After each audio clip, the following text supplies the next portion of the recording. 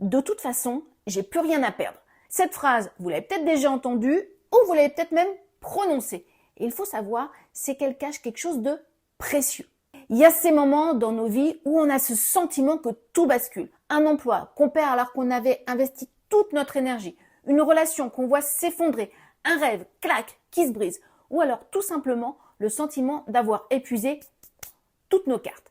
On croit alors qu'on n'a plus rien. Et ça peut vraiment être vertigineux. Et pourtant, c'est souvent dans ce vide que quelque chose d'inattendu est en train de se déployer. Quand on n'a plus rien à défendre, quand on n'a plus rien à retenir à tout prix, la peur de la perte, elle est déjà franchie. Et paradoxalement, c'est là qu'on se sent libre d'oser autrement. Il y a quelque chose qui s'ouvre.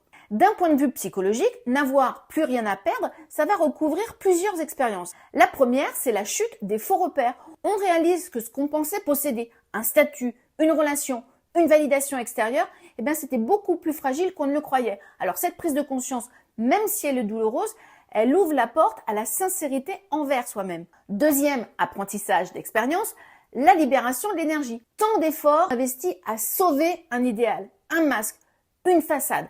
Et quand il n'y a plus de façade à maintenir, cette énergie, elle peut se réorienter vers un nouveau projet, une reconversion ou tout simplement l'exploration de soi. Et ça, c'est un super voyage. Troisième expérience que j'appelle l'appel du désir authentique. On cherche plus à sauvegarder ce qui ne nous convenait pas vraiment et on commence à regarder enfin ce qu'on désire sans l'excuse du « il faut que je protège ceci » ou « je ne dois pas perdre cela ». Et ce moment de bascule, c'est pas une fin, c'est un point de départ. Le plus rien à perdre devient donc un terrain fertile pour renaître, plus vrai, plus audacieux, plus soi. Quand on a perdu ses appuis extérieurs, qu'est-ce qui se passe? On retrouve celui qui est en nous-mêmes, notre envie, notre singularité, notre vérité. C'est déstabilisant, je suis d'accord, mais c'est terriblement libérateur. Et toutes les personnes qui en ont fait l'expérience se reconnaissent dans cette phrase. C'est quand on n'a plus rien à perdre qu'on se découvre enfin tout à gagner. Alors, cette terre qui tremble un peu en ce moment,